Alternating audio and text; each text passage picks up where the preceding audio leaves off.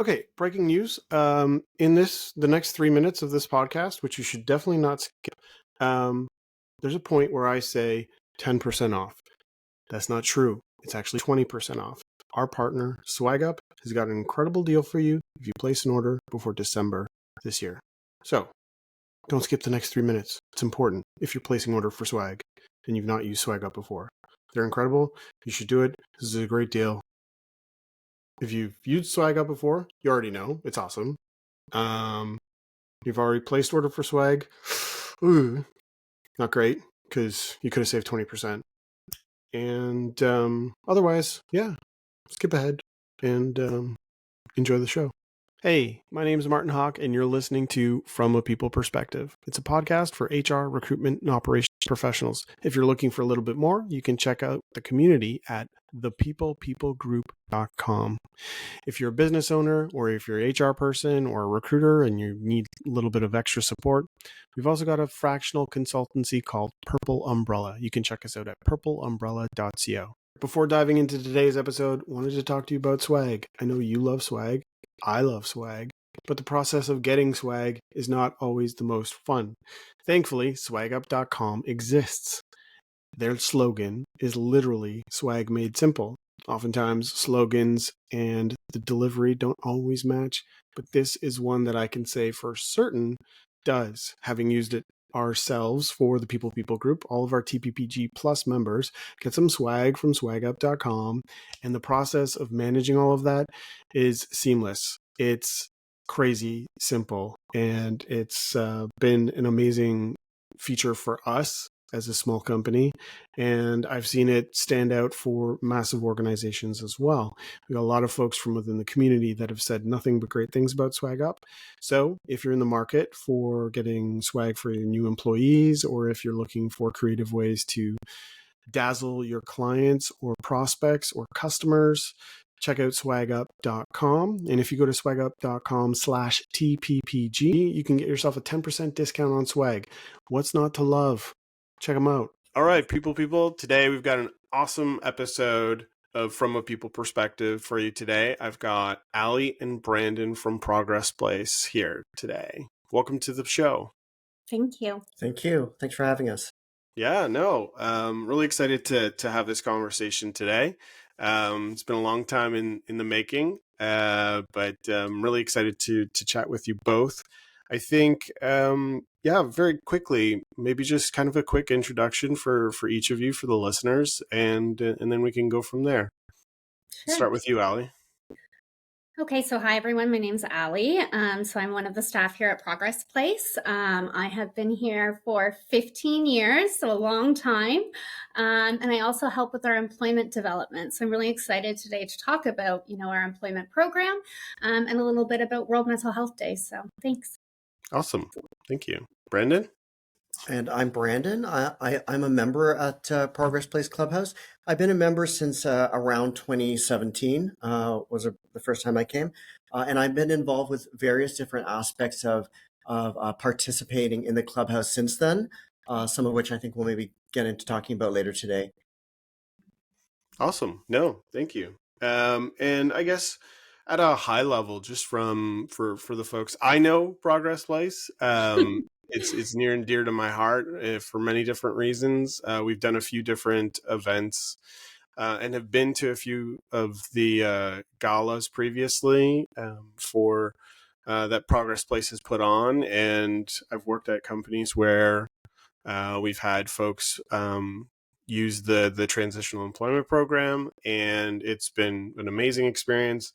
I feel like more people need to know about it, and we've got this podcast, I've got the community, and I'd just love to kind of share what it is that Progress Place is and does, but I don't work there. I don't have the pitch down myself, and I feel like both of you could do Progress Place a lot more justice than me. So maybe just at a high level, could you share what Progress Place is and does?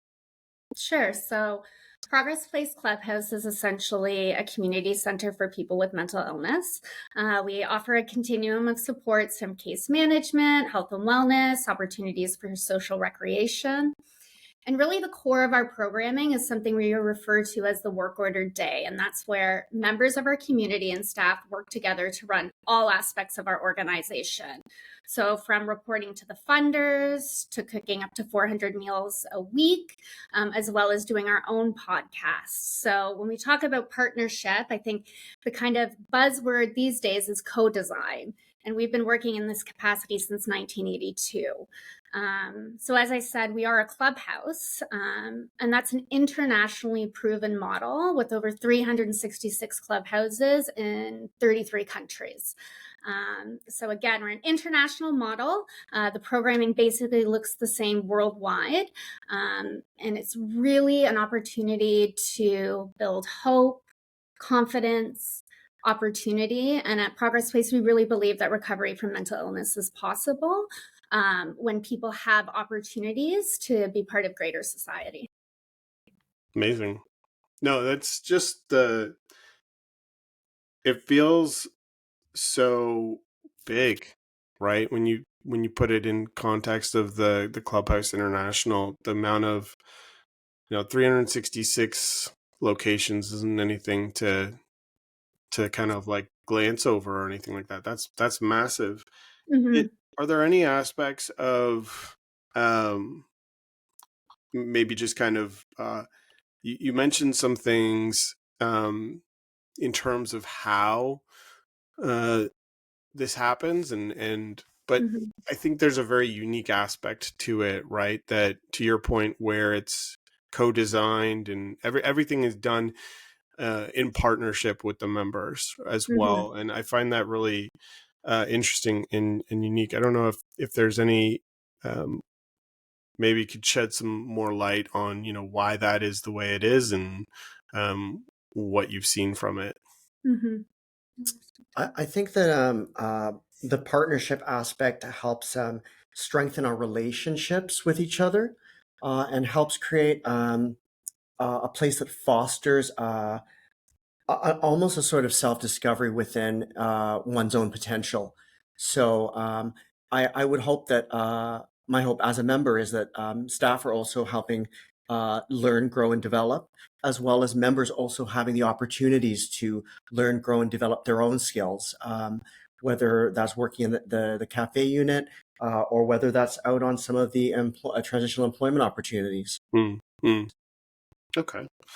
I've done the classic Marty thing of completely forgetting to do the icebreakers, and that's almost tradition now. So we want to, dial it back a bit, and I'm going to jump in and make things a little bit easier to jump into here. So let's imagine, and this is a question for both of you. Take your time on it, but let's just assume you've got like a 0-calorie pass for the day. What is it that you're indulging yourselves in? Oh, that would be really easy for me, but I think I indulge anyways. So I would have eggplant parmesan. Okay. For every meal. Okay. And I would have a wide assortment of chocolates. Nice. But I won't stop there because I also would like to have some gummies. And I think I'll stop there. I think that's a lot, but that would be my day. Yeah, no, that's eggplant. That's a big love for eggplant parmesan. Yeah, huge. What's the best eggplant parm you've had? Well, my partner's mother. Yeah. But she refuses to make it more than once a year, so I gotta get on that train and learn how to make some eggplant parm. That makes sense. Nice. Brendan, how about you? So I like to eat plant-based meals, and I like to eat actually quite simply. So, but for me, one of the meals that really excites me is just a broccoli mushroom stir fry with tofu, served with some white rice on the side. Something like that. I could eat that every day and not get tired of it. So nice. That sounds actually really good. I could that's what I want for lunch, actually. Whether or not I have the energy to make it for lunch is a different story. But yeah, no, nice. And imagine for a second that all the music in the world's just disappeared, but you've got the opportunity to save one album or save the collection, the collective works of one musical artist, which artist would that be and why? That's such a hard question. Yeah.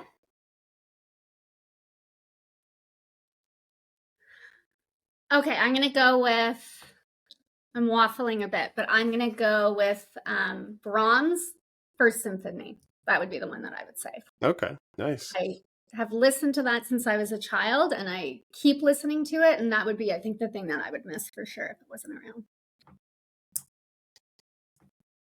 That's a very hard one for me. I like a lot of different types and genres of music.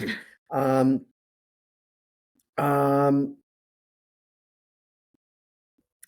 I don't know why, but for some reason I have I had a collection of records at one point, and I know that I had one of the early releases of Godspeed, one of the Godspeed You Black Emperor albums.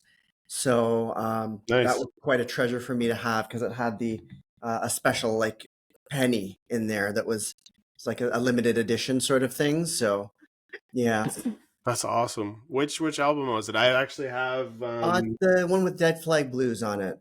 okay. Yeah. So, I don't know if you can recognize it, but I've got that album, Lift Your Skinny Fists to Heaven, up there. yes, I'm a huge Godspeed fan.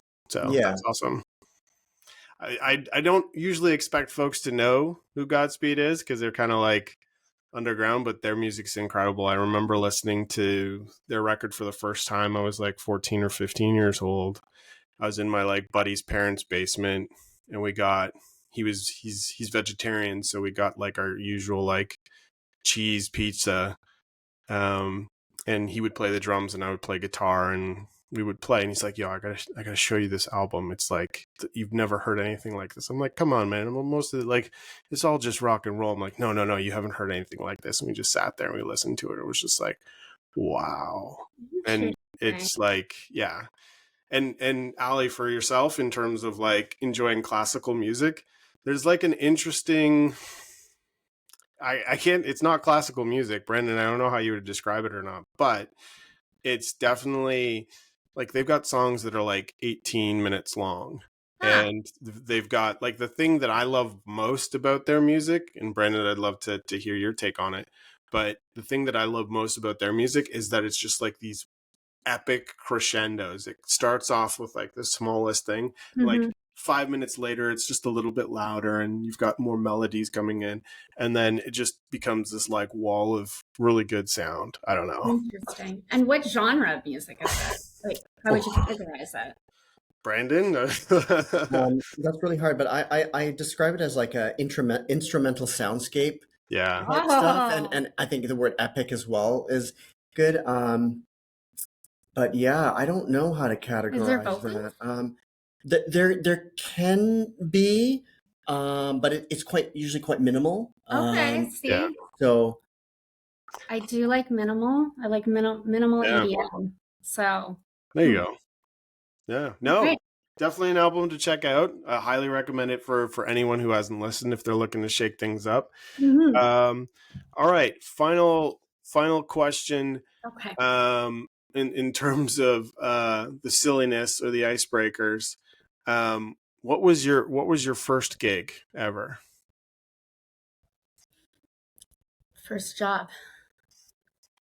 Oh, I know the answer to that one. I remember it really well.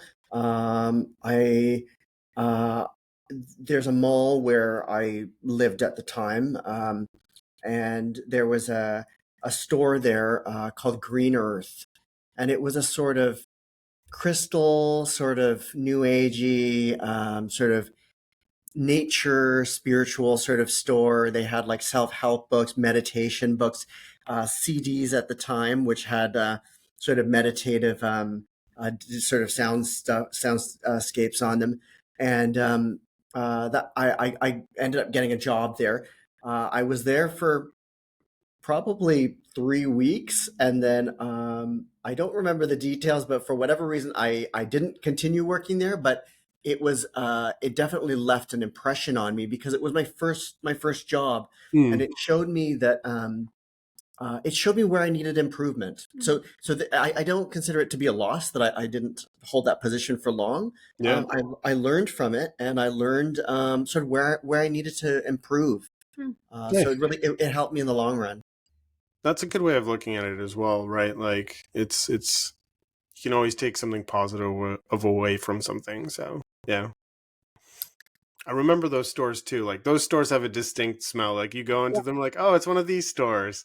And they've got it's always, I could spend hours in those places and I do every once in a while. So, Allie, how about you? So my first job was in an unair conditioned warehouse, hand bombing boxes onto kids. I know, it's surprising, right? Yeah. It was my friend's uncle, and it's where my love for Filipino food really grew because the majority of people in the warehouse were Filipino or Filipina.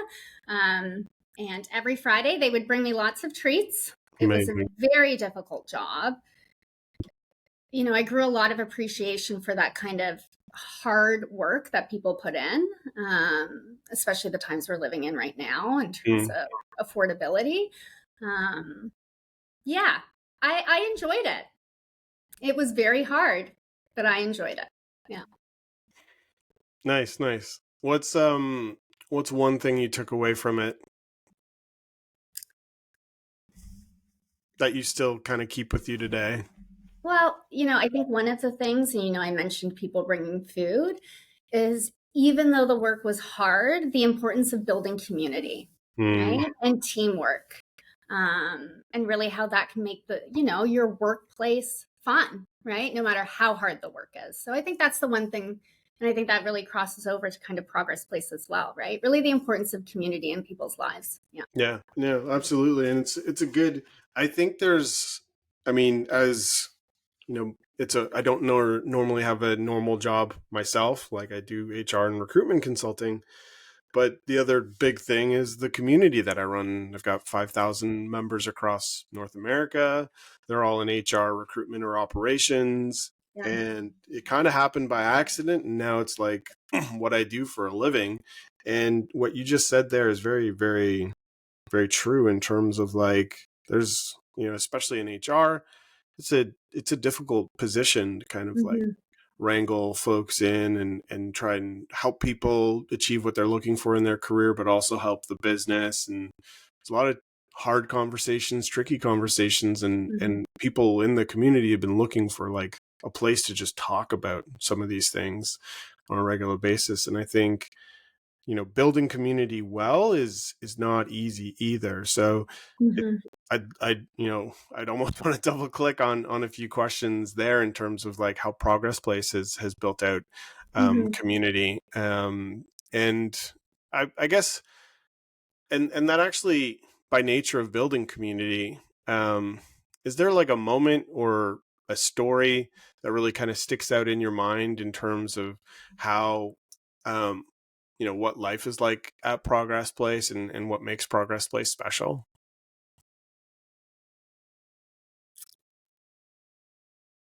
So I remember that when I first came to Progress Place, I actually have a diary that is from the time when I first started attending Progress Place, and I was just reading through some of the stuff that I wrote in there, like fairly recently.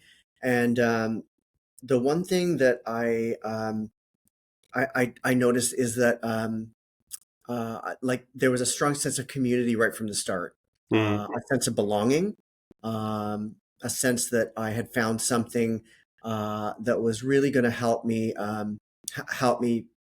progress in my life. And I think that the community aspect is, there's also a sense of we like the communication is so important. Being able to communicate effectively, and we learned some of these things here. When I first came to Progress Place, I'm coming from a place of a high level of isolation. So I was always, as a young adult, I had very good communication skills. People would tell me all the time I would be really good at public speaking. I'm great at conversing with people, but just due to the isolation and the length of time, which was years that went by, I really lost touch with some of that basic skill of communication that's so fundamental in everything that comes after that.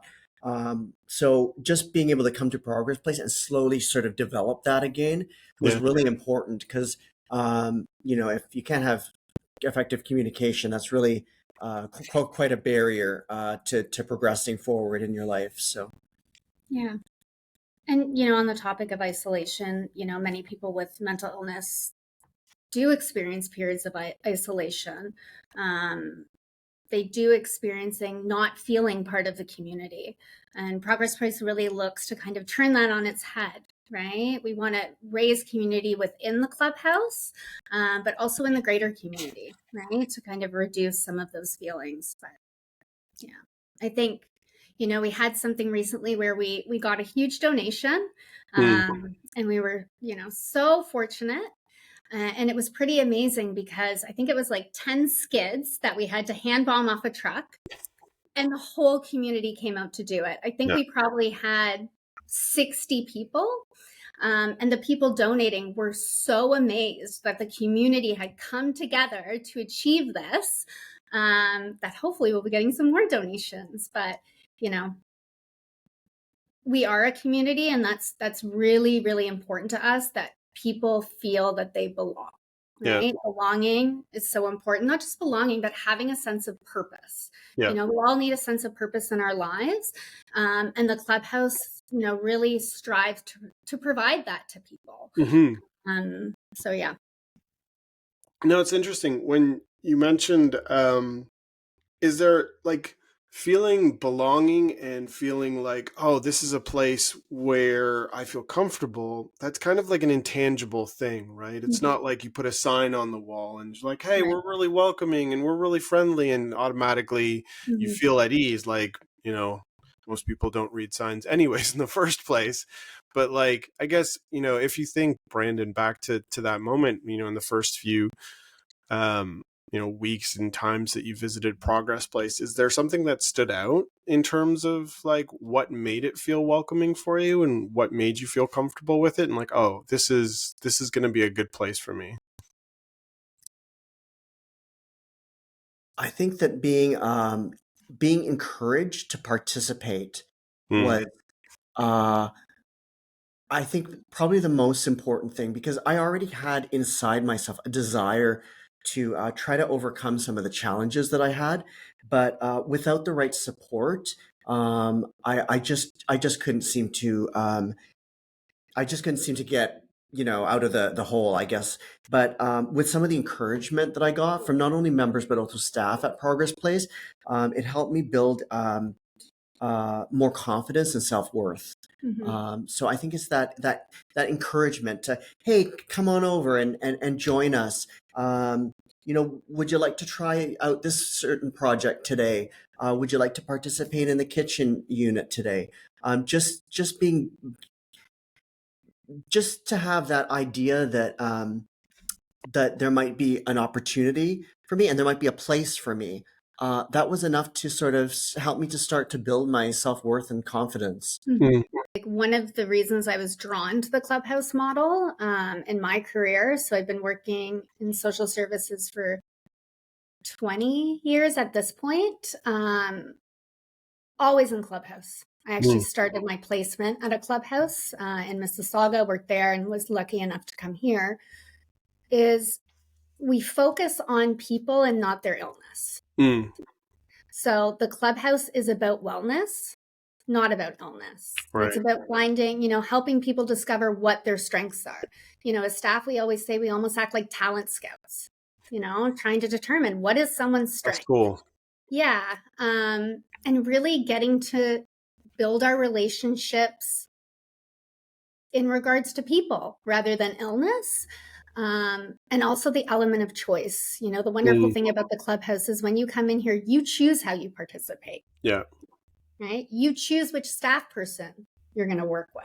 Okay. And that's not something that happens in a clinical setting. No. And sometimes that can be really difficult for people when they first come in the door. It's confusing. Like you have decision paralysis because a lot of the time choice is stripped away from people with mental illness.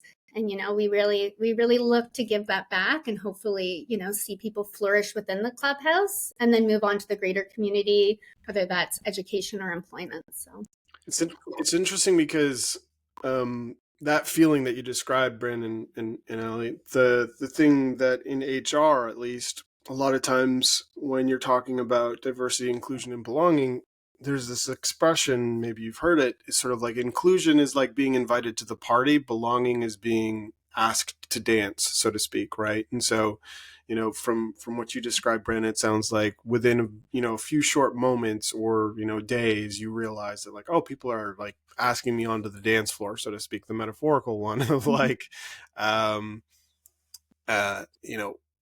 can I get involved? We'd like to see you get involved. That's awesome. I guess in terms of, one of the things, and this is sort of, when I was working at a company called Stack Adapt a few years ago, that was sort of my hands-on experience with Progress Place. I'd known about them for a while. I'd been to a few of their events. I knew about the programs, and we had an opportunity at the office and reached out, and we had someone come in and through the transitional employment program, and the program was fantastic for us, for me. I didn't, it wasn't something that I oversaw, but I made the introduction, and we had someone from Progress Place working with us on a regular basis for quite some time, actually, and nothing but positive things about the experience. And I think, in my mind at least, it's like,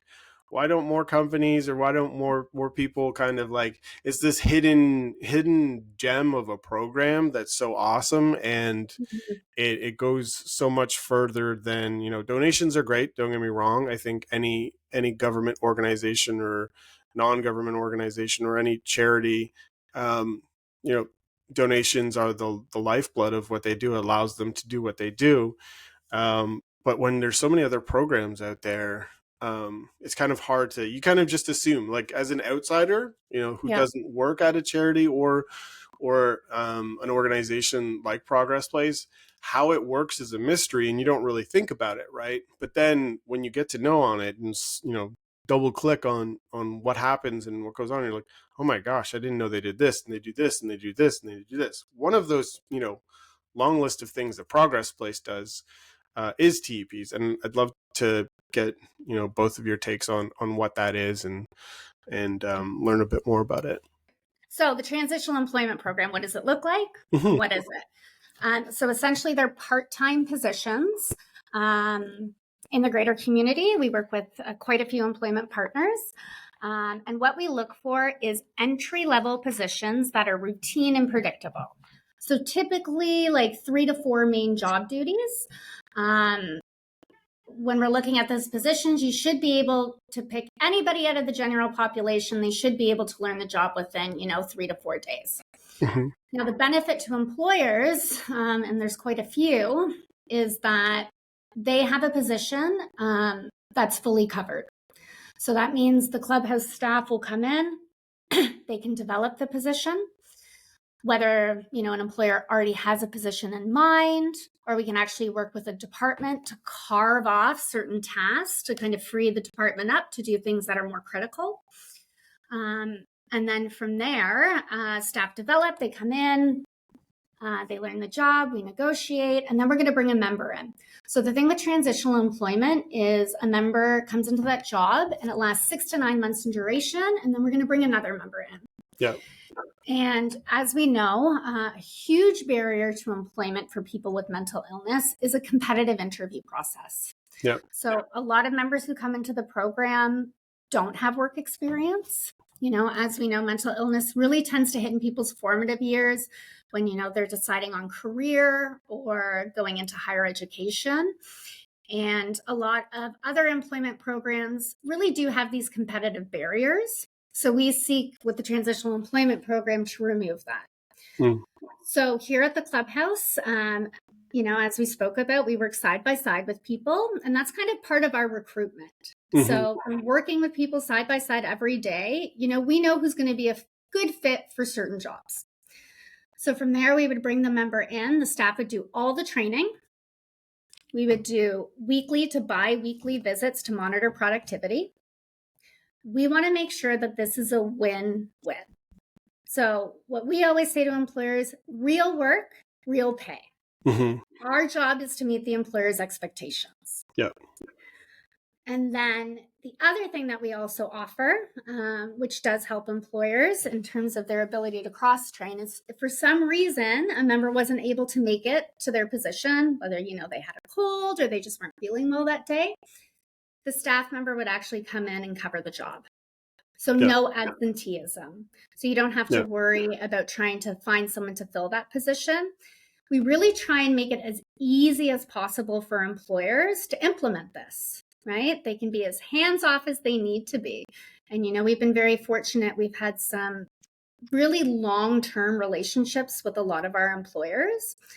And, it's interesting because they'll say, I was a little concerned coming in, but now I recognize that Progress Place members are the most dedicated employees that we have. Wild. Yeah. That's a huge statement to get from a company. Mm-hmm. How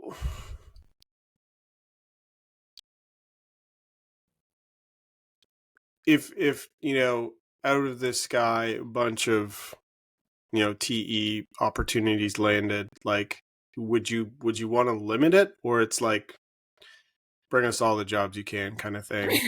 For the folks listening to the podcast, right? And you're like, okay, World Mental Health Day is coming up, and I want to recognize it in the company, as most HR folks do. They're always keeping an eye on what days are coming up to ensure that those days are being observed and recognized.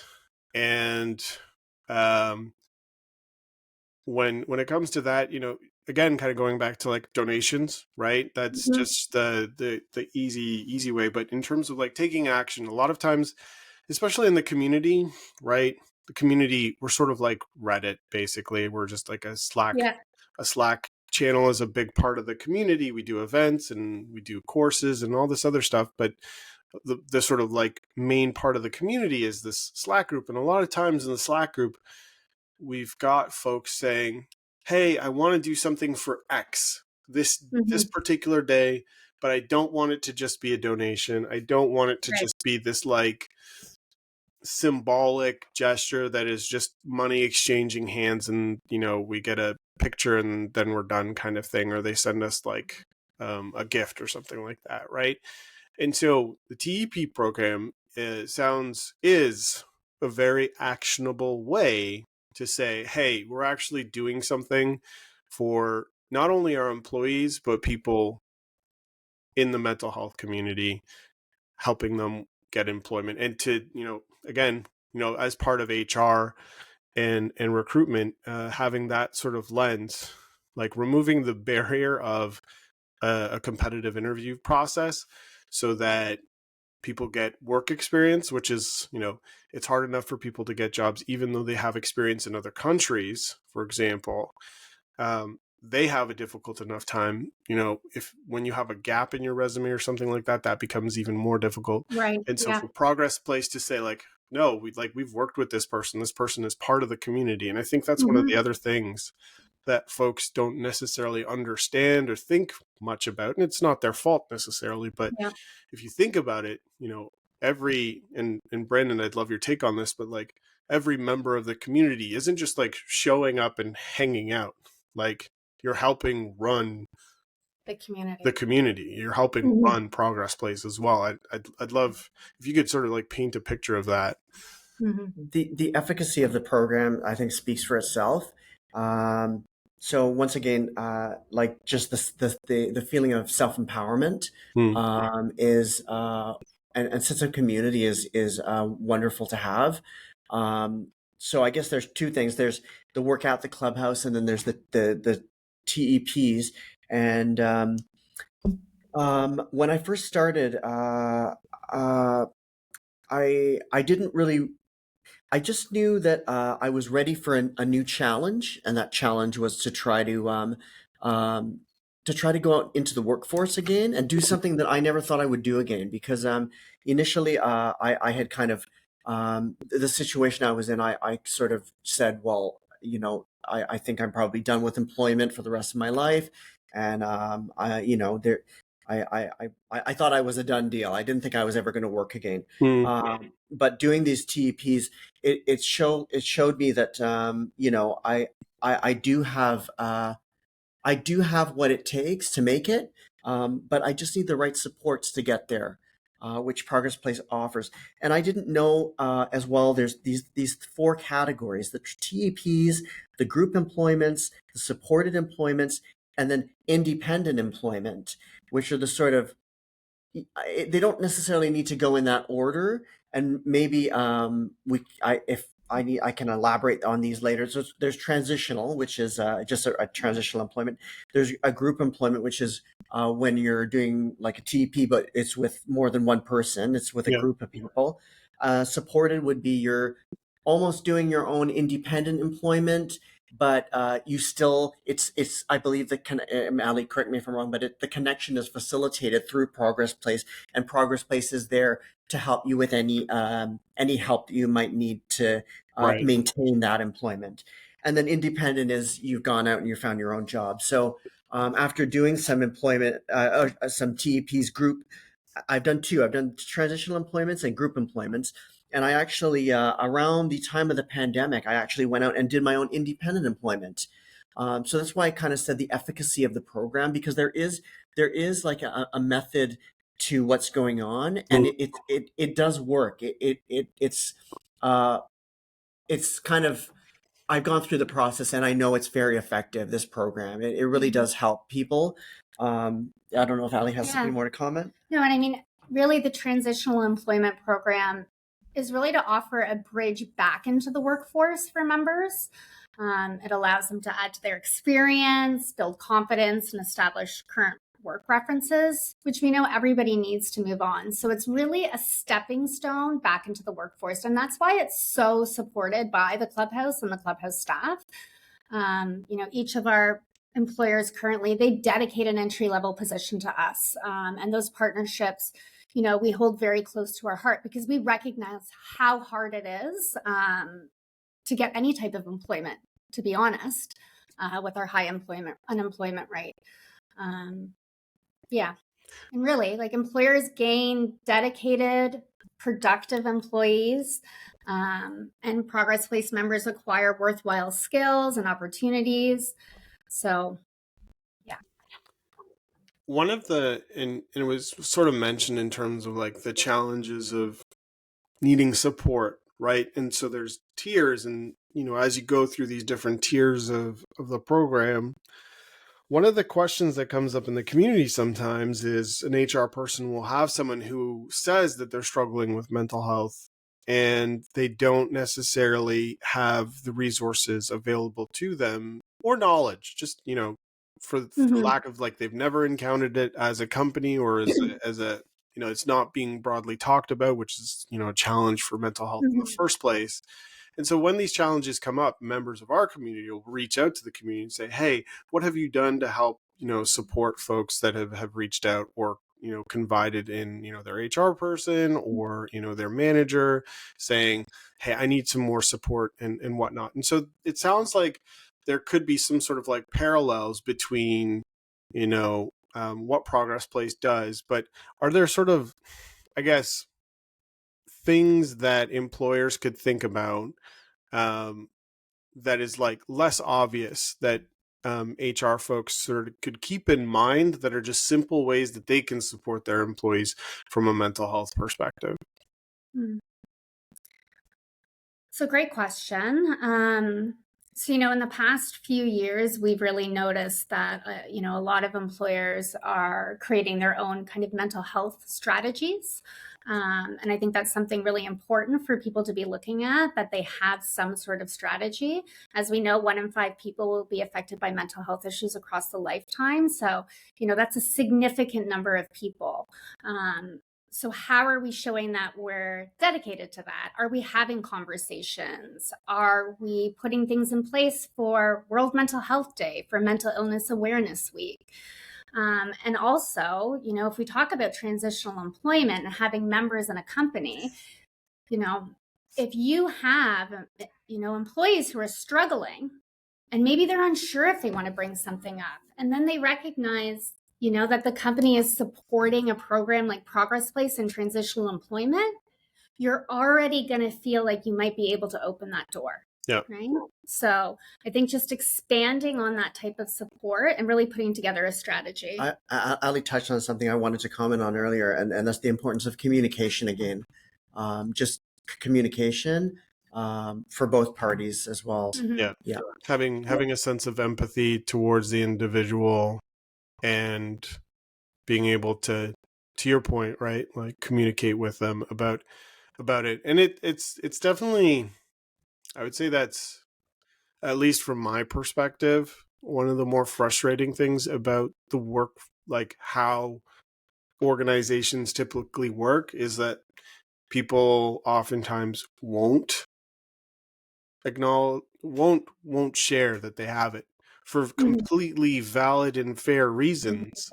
And so I think for me to even just kind of let that point sink in on my own is what you're saying is that by supporting programs like the TEP program and just being active and finding something that the company can do during, World Mental Health Day or Mental Illness Awareness Week, is making it so that people who might be struggling silently or quietly feel a little bit safer to say, hey, you know what, I might be a bit more open about this with my manager directly or whomever, so that they can get the support they need within the organization, right? That's the organization's way of sort of showing to the rest of the company. They're like, hey, we care about this. And if the company's not doing it and they do want to support them, then that's, that's the first easy thing that a company can do to kind of tackle that. No, that's helpful to know. 100%. We've heard from employers that, the transitional employment program has really helped to break down stigma overall, right? And that's really what it's about. And, a lot of people will have internalized stigma. They're afraid to speak up. They're afraid that people are going to think you're not able to do your job or you're not motivated enough. So all this stigma is floating around. So being able to actively show that you're supporting mental health with the transitional employment program, I think is, it's a lot different than just talking about mental health. It's putting your boots to the ground and showing that you really are dedicated and that you want to be giving opportunities. And I think that really does help to open the doors. One of the things about HR is it's a people-oriented profession, and that can be draining for HR people. We saw it through the pandemic. The HR was the last sort of department, the department that took on, okay, we have to figure out all these new ways of operating as a business. By nature of, Progress Place and the community you serve, there's also, I can only imagine, the challenges that, anybody, not only staff, so to speak, but members as well, because members are helping run Progress Place. So I guess the question is, when things are getting challenging, and what areas do you go to for sort of hope and motivation and to keep going, to keep doing what you're doing? For myself, it's the resiliency of the members is really what keeps me going day to day. If we speak about, the pandemic, unfortunately, our doors were open and closed a few times, but we didn't stop our programming. So we quickly pivoted to Zoom and provided the Clubhouse online. We also made sure to connect people who didn't have access to Wi-Fi or who didn't have a computer. We were able to provide those. We also ran our meal program.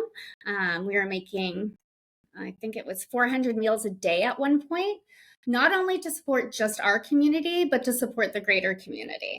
And, we did have a limited number of members coming into the clubhouse during that time. So I think there was 10 of us making 400 meals, members and staff. And that's resiliency, right? It's seeing people, I've worked with members who, we've said, hey, I think, transitional employment might be something for you. And they've turned around and said, my doctor said I should never work, that I'm never going to be able to work ever again. Right. And this is the messaging that people are getting. Wow. And so to see people kind of take that chance and to see people flourish, I mean, I couldn't ask for anything more out of a job. And yeah, I think there's some challenging times, right now coming out of COVID, unfortunately, we have lost a lot of our transitional employment positions, mostly because, not all companies have put a return to work policy in place. And that's greatly impacted us. But because we've seen how the transitional employment program has impacted not just one person, but hundreds and hundreds of members, even though it's been quite hard recently, we're still moving forward and trying our best to offer these opportunities. So, yeah. I think what Ali just touched on was just the empowerment that the support Progress Place provides members. I think too, with World Mental Health Day, which is on October 10th. The theme is really about mental health in the workplace. And Clubhouse International has kind of an offshoot of that, which is Equity Works. And really, when we think about it, that equity is really the key to recovery. As a clubhouse, we really aim to advance equity and address inequality through the workplace and through society. And that's really where our transitional employment program comes in. It's a really, it's an ask, but a lot of the time it's just a really easy thing to implement. And we try to make it as easy as possible. So, yeah.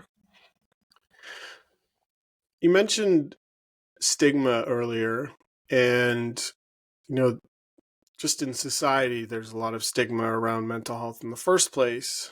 But with a program like this, there's all these amazing benefits.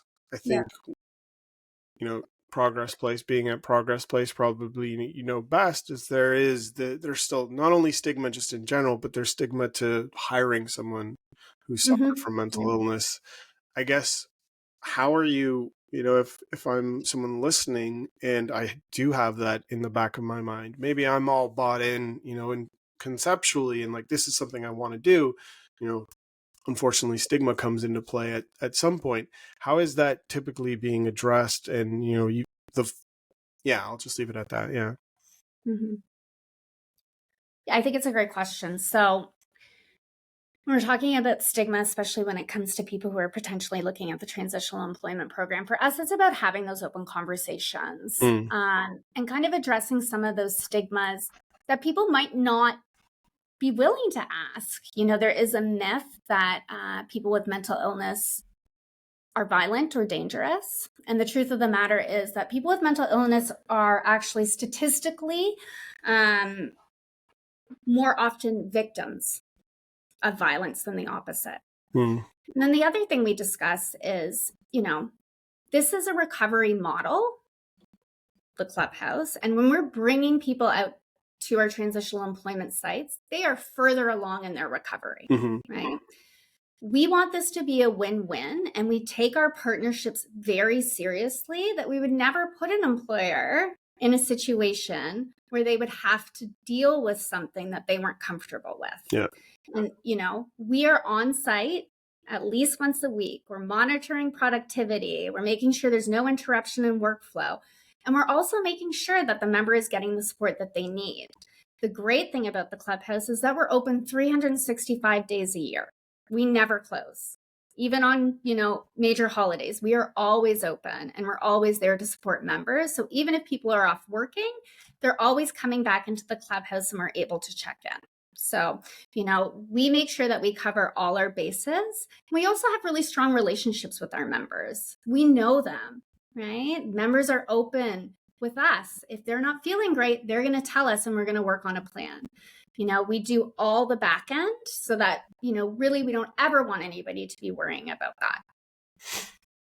That sounds, and this isn't some new program that's just been launched. Like, it's been around for quite some time. So I imagine it's gone through a bunch of iterations and improvements and whatnot. And from the sounds of it and from what I've seen, it works, right? I guess to kind of close things out here, what can listeners do to support Progress Place and its mission, and especially with World Mental Health Day coming up? We've talked about a few things, but maybe just to circle back on that and just sort of like, go through each of those things. Yeah.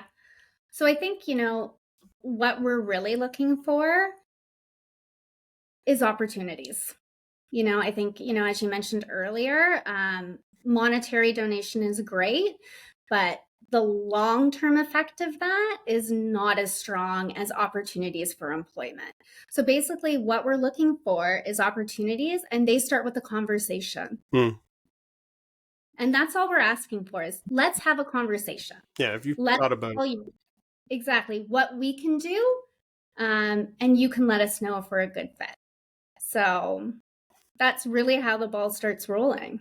And you build these programs in partnership. It's not like, here's the cookie cutter solution that, every company gets, take it or leave it kind of thing. It's more of like, how can we work together to make this work? You got it. Because Clubhouse is all about partnership, and that applies to our employment partners as well, right? We want to co-design and meet your needs. So, it's not a lot of people initially when they hear, they feel like they have to do a lot of work.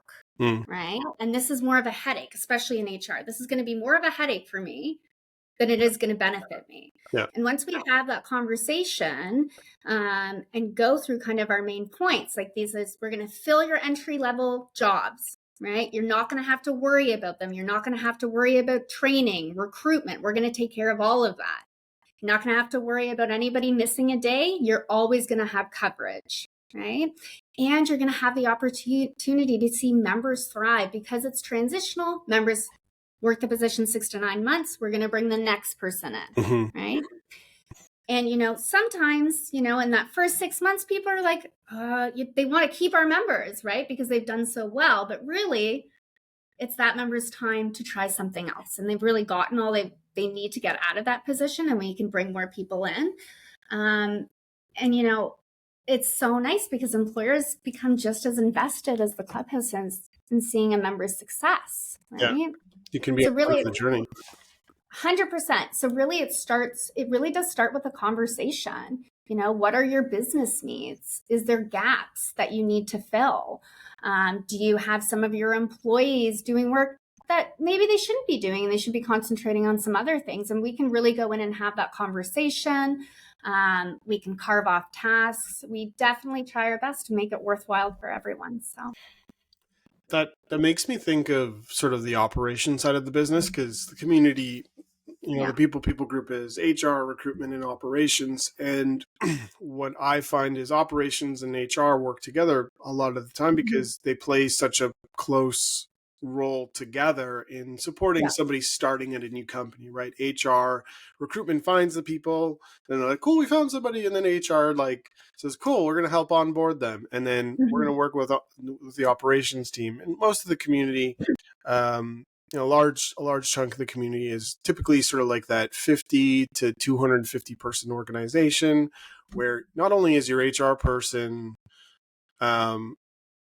helping onboard employees, helping, post jobs and do some of the recruiting. It's sort of like this catch-all department or person. And sometimes, the one thing I hear from our community members all the time is like, I've got so much on my plate all the time. And, sometimes they're being left with, like, okay, well, we have an office to take care of as well. And the rooms need to be set up in a certain way before every meeting with clients and all these sorts of things.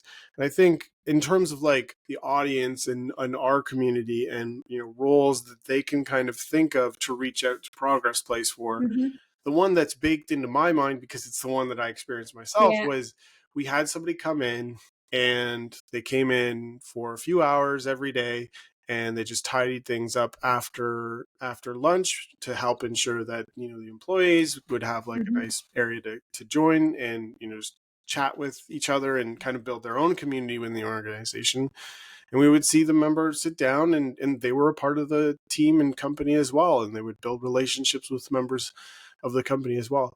I guess the question is, like, apart from that, are there other, like, what are some things to kind of get a listener's brain kind of percolating on, like, what role could we, you don't necessarily need to wait for an entry level role. If you've got people doing things that you could create a position for, if it made sense, but it also served some good as well, what kinds of tasks or what other kind of TEPs have you seen work really well in sort of like maybe the smaller organizations? Great question. So yeah, we do, a lot of the times we will work in partnership, and a lot of the time that's with operations, to be honest, in terms of carving off some of those tasks. So mailrooms are great places for us to start. We've had quite a few mailroom jobs with a lot of the, the big law firms in the city.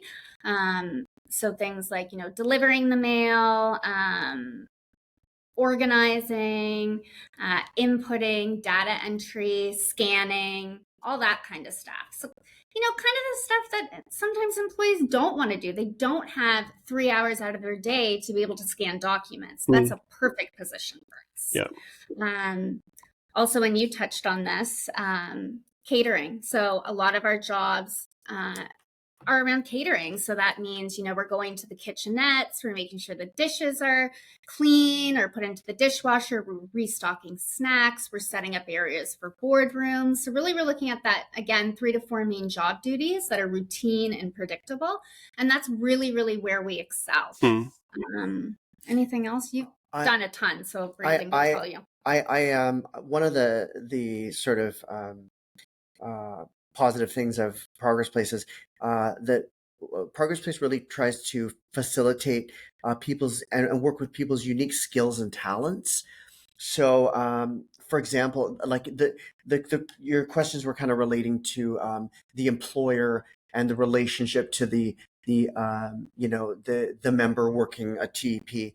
And I would just say one of the things that I really enjoyed was to see the structure of how a certain TEP was done, in that instead of, I mean, you could have one person work this TEP full time, or you could have 2 individuals work it with a rotating shift. So it would not be a full-time role, it would be a part-time role. And I just mentioned the unique skills and talents earlier because that's something that everyone's at different skill levels. Everyone's at a different place in their life. There's no one size fits all. Everyone's going to be different.